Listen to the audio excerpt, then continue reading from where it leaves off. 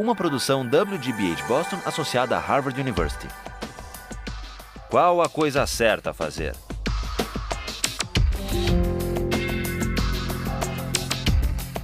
Justice, com Michael Sandel. Contratação militar.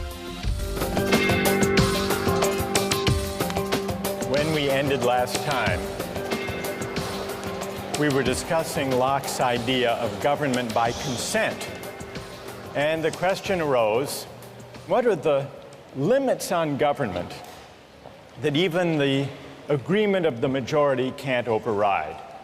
That was the question we ended with. We saw, in the case of property rights, that on Locke's view, a democratically elected government has the right to tax people. It has to be taxation with consent because it does involve the taking of people's property for the common good. But it doesn't require the consent of each individual at the time the tax is enacted or collected. What it does require is a prior act of consent to join the society, to take on the political obligation. But once you take on that obligation, you agree to be bound by the majority. So much for taxation. But what you may ask about the right to life? Can the government conscript people and send them into battle? What about the idea that we own ourselves? Isn't the idea of self-possession violated if the government can, through coercive legislation and enforcement powers, say, you must go risk your life to fight in Iraq? What would Locke say? Does the government have the right to do that? Yes. In fact, he says in 139, he says, what matters is that the political authority or the military authority not be arbitrary. That's what matters. And he gives a wonderful example. He says a sergeant, even a sergeant, let alone a general, a sergeant can command a soldier to go right up to the face of a cannon where he is almost sure to die. That the sergeant can do. The general can condemn the soldier to death for deserting his post or for not obeying even a desperate order. But with all their power over life and death, what these officers can't do is take a penny of that soldier's money. Because that has nothing to do with the rightful authority. That would be arbitrary, and it would be corrupt. So consent winds up being very powerful in Locke, not consent of the individual to the particular tax or military order, but consent to join the government and to be bound by the majority in the first place. That's the consent that matters.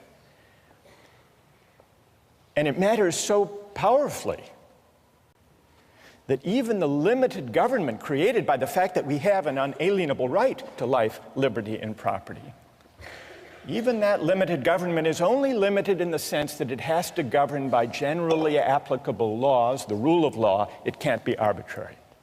That's Locke. Well, this raises a question about consent. Why is consent such a powerful moral instrument in creating political authority and the obligation to obey?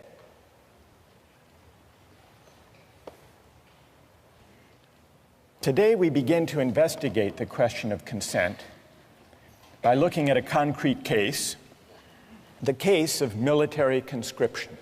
Now, some people say, if we have a fundamental right that arises from the idea that we own ourselves, it's a violation of that right for government to conscript citizens to go fight in wars.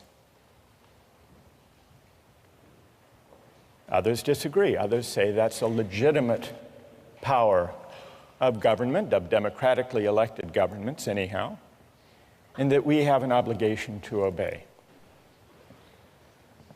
Let's take the case of the United States fighting a war in Iraq. News accounts tell us that the military is having great difficulty meeting its recruitment targets. Consider three policies that the US government might undertake to deal with the fact that it's not achieving its recruiting targets. Solution number one, increase the pay and benefits to attract a sufficient number of soldiers. Option number two, shift to a system of military conscription.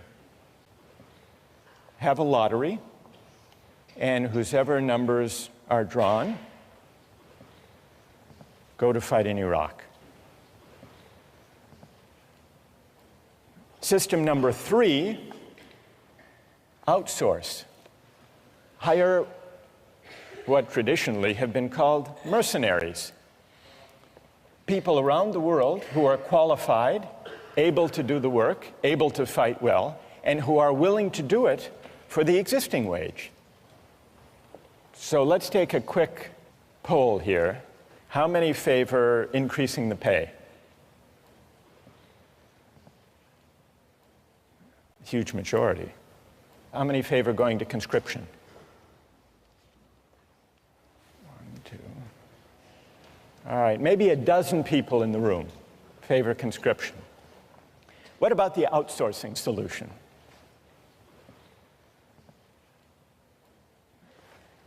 Okay, so there may be about 2-3 dozen. During the Civil War, the Union used a combination of conscription and the market system to fill the ranks of the military to fight in the Civil War. It was a system that began with conscription, but if you were drafted and didn't want to serve, you could hire a substitute to take your place.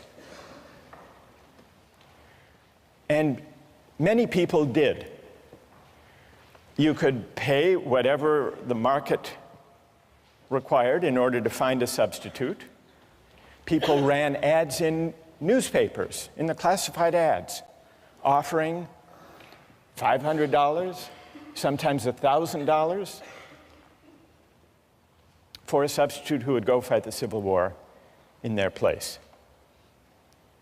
In fact, it's reported that Andrew Carnegie was drafted and hired a substitute to take his place for an amount that was a little less than the amount he spent in a year on fancy cigars.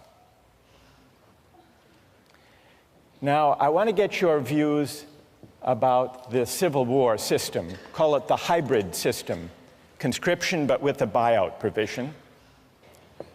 How many think it was a just system? How many would defend the Civil War system? Anybody?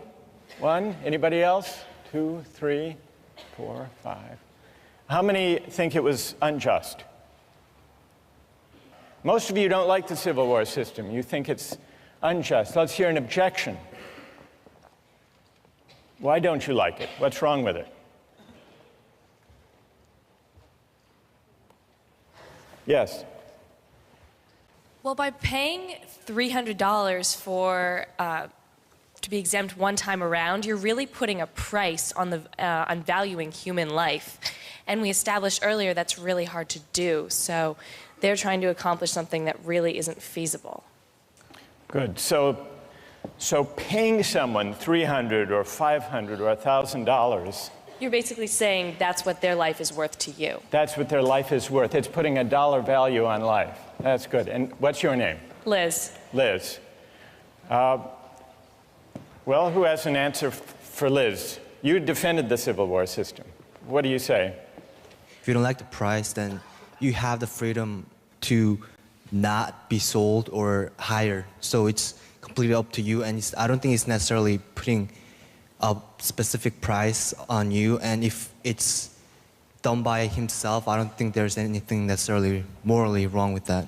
So the person who takes the $500, let's say, he's putting his own price on his life, or on the risk of his life, right. And he should have the freedom to choose to do that. Exactly. What's your name? Jason. Jason, thank you. Now we need to hear from another critic of the Civil War system. Yes? It's a kind of coercion almost to people who have lower incomes. For Carnegie, he can totally ignore the draft. $300 Right. is, irrelevant in terms of his income. For Right. someone of a lower income, they're essentially being coerced to be drafted, or, it's probably they're not able to find a replacement. Or Tell me your name. Sam.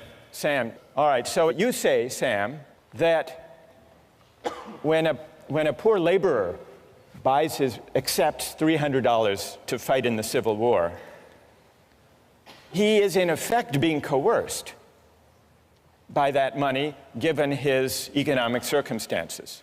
Whereas Carnegie can go off, pay the money, and not serve. All right, I want to hear if someone has a reply to Sam's argument that what looks like a free exchange is actually coercive. Who has an answer to Sam? Go ahead. I'd actually agree with him in saying You that... agree with Sam? I agree with him in saying that it is coercion in the sense that it robs the individual of his ability to reason. Okay, and what's your name? Raul? All right, so Raul and Sam agree that what looks like a free exchange, free choice, voluntary act, is actually, it involves coercion. It's profound coercion of the worst kind because it falls so disproportionately upon one segment of the society. Good. All right. So Raul and Sam have made a powerful point. Who would like to reply? Who has an answer for Sam and Raul? Go ahead. I don't think that these drafting systems are really terribly different from, all volunteer army sort of recruiting strategies. The whole idea of, having benefits and pay for joining the army is, sort of a coercive strategy to get people to join. It is true that military volunteers come from disproportionately, lower economic status, and also, from certain regions of the country where you can use like the patriotism to try and coerce people to feel like it's the right thing to do to volunteer and go over to Iraq. And tell me your name. Emily. All right, Emily says, and Raul, you're going to have to reply to this, so get ready. Emily says, fair enough, there is a coercive element to the Civil War system when the laborer takes the place of Andrew Carnegie for $500. Emily concedes that. But she says, if that troubles you about the Civil War system, shouldn't that also trouble you about the volunteer army today? And before you answer, how did you vote on the first poll? Did you defend the volunteer army? I didn't vote. You didn't vote? No. By the way, you didn't vote. Did you sell your vote to the person sitting next to you? No. All right. So what would you say to that argument? I think that the circumstances are different in that there was conscription in the Civil War. There is no draft today. And I think that the volunteers for the Army today have a more profound sense of patriotism that is of an individual choice than those who were forced into the military in the Civil War. Somehow less coerced. Less coerced. Even though there is still inequality in American society, even though, as Emily points out, Yeah. the makeup of the American military is not reflective of the population as a whole. Let's just do an experiment here. How many here have either served in the military or have a family member who has served in the military? In this generation, not parents, family members, in this generation. And how many have neither served nor have any brothers or sisters who have served? Does that bear out your point, Emily? Yes. All right, now we need to hear from, most of you defended the idea of the all-volunteer military, overwhelmingly. And yet, overwhelmingly, people considered the Civil War system unjust. Sam and Raul articulated reasons for objecting to the Civil War system. It took place against a background of inequality, and therefore the choices people made to buy their way into military service were not truly free, but at least partly coerced. Then Emily extends that argument in the form of a challenge. All right, everyone here who voted in favor of the all-volunteer army should have to explain, well, what's the difference in principle? Doesn't the all-volunteer army simply universalize the feature that almost everyone found objectionable in the Civil War buyout provision? Did I state the challenge fairly, Emily? Yes. Okay, so we need to hear from a defender of the all-volunteer military who can address Emily's challenge. Who can do that? Go ahead. The difference between the Civil War system and the all-volunteer army system is that in the Civil War, you're being hired not by the government, but by an individual. And as a result, different people who get hired by different individuals get paid different amounts. In the case of the all-volunteer army, everyone who gets hired is hired by the government and gets paid the same amount. It's precisely the universalization of essentially paying your service, you're paying your way into the army, that makes the all-volunteer army just. Emily? I guess I'd frame the principal difference slightly differently. On the all-volunteer army, it's possible for somebody to just, step aside and not really think about, the war at all. It's possible to say, well, I don't need the money. I don't need to have an opinion about this. I don't need to, feel obligated to take my part and defend my country. With a coercive system, with an explicit draft, then, there's the threat, at least, that every individual will have to make some sort of decision, regarding military conscription, and perhaps in that way it's more equitable. It's true that Andrew Carnegie might not serve in any case, but in one, he can completely step aside from it, and the other there's some level of responsibility. While you're there, Emily, so what system do you favor? Conscription? I would be hard-pressed to say, but I think so, because it makes the whole country feel a sense of responsibility for the conflict, instead of, having a war that's maybe ideologically supported by a few, but only if there's no, real responsibility. Good. Who wants to reply? Go ahead. So I was going to say that the fundamental difference between the all-volunteer army and then the army in the Civil War is that in the all-volunteer army, if you want to volunteer, that comes first, and then the pay comes after. Whereas in the Civil War system, the people who are accepting the pay aren't necessarily doing it because they want to. They're just doing it for the money first. What motivation beyond the pay do you think is operating in the case of the all-volunteer army? Like patriotism for the country. Patriotism. Well, what about and pay? a desire to defend the country. I mean, Right. there is some motivation in pay, but the fact that it's first and foremost an all-volunteer army will motivate them first, I think, personally. Do you think it's better, and tell me your name. Jackie? Jackie, do you think it's better if people serve in the military out of a sense of patriotism than just for the money? Yes, definitely, because the people that was one of the main problems in the Civil War Army, is that the people that you're getting to go in it, or to go to war, aren't necessarily people who want to fight, and so they won't be as good soldiers as they will be had they been there because they wanted to be. All right, what about Jackie's having raised the question of patriotism? That patriotism is a better or a higher motivation than money for military service. Who would like to address that question? Go ahead. Patriotism absolutely is not necessary in order to be a good soldier, because mercenaries can do just as good of a job as anyone who waves the American flag around and wants to defend what the government believes that we should do. Did you favor the outsourcing solution? Yes, sir. And, all right, so let Jackie respond. What's your name? Philip. What about that, Jackie? So much for patriotism.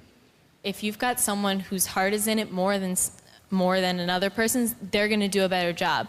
When it comes down to the wire and there's like a situation in which someone has to put their life on the line, someone who's doing it because they love this country will be more willing to go into danger than someone who's just getting paid. They don't care. They've got the technical skills, but they don't care what happens because they have nothing invested in this country.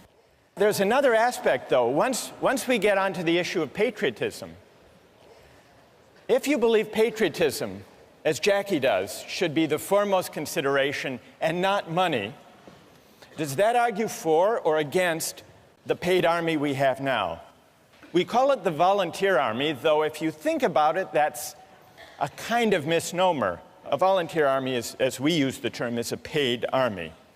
So what about the suggestion that patriotism should be the primary motivation for military service, not money? Does that argue in favor of the paid military that we have, or does it argue for conscription? And just to sharpen that point, building on Phil's case for outsourcing, if you think that the all-volunteer army, the paid army, is best because it lets the market allocate positions according to people's preferences and willingness to serve for a certain wage, doesn't the logic that takes you from a system of conscription to the hybrid Civil War system to the all-volunteer army, doesn't the idea of expanding freedom of choice in the market, doesn't that lead you all the way, if you follow that principle consistently, to a mercenary army? And then if you say no, Jackie says no, patriotism should count for something,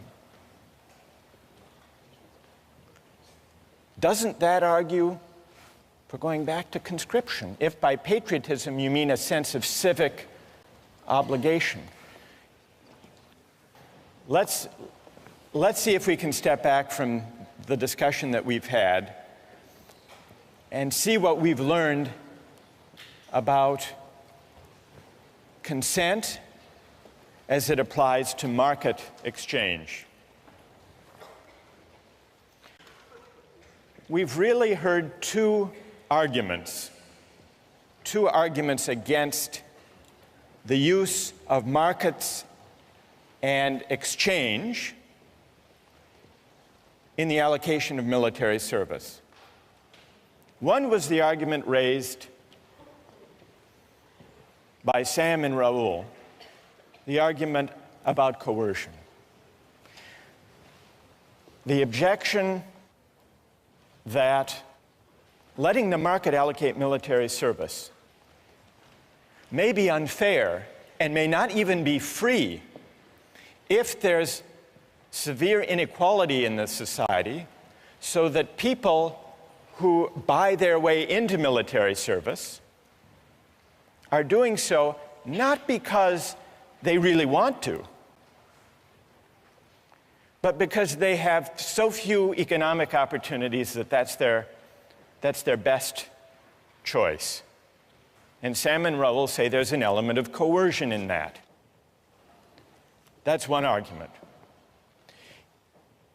Then there is a second objection to using the market to allocate military service. That's the idea that military service shouldn't be treated as just another job for pay because it's bound up with patriotism and civic obligation. This is a different argument from the argument about unfairness and inequality and coercion. It's an argument that suggests that maybe where civic obligations are concerned, we shouldn't allocate duties and rights by the market. Now, we've identified two broad objections. What do we need to know to assess those objections? To assess the first, the argument from coercion, inequality, and unfairness, Sam, we need to ask what inequalities in the background conditions of society undermine the freedom of choices people make to buy and sell their labor. Question number one. Question number two, to assess the civic obligation patriotism argument, we have to ask, what are the obligations of citizenship? Is military service one of them or not? What obligates us as citizens? What is the source of political obligation? Is it consent, or are there some civic obligations we have even without consent for living and sharing in a certain kind of society? We haven't answered either of those questions, but our debate today about the Civil War system and the all-volunteer army has at least raised them, and those are questions we're going to return to in the coming weeks.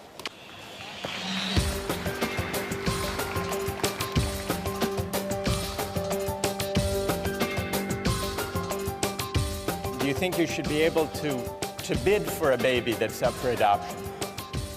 That's Andrew's challenge. Do I think I should be able to bid for a baby? I'm not sure.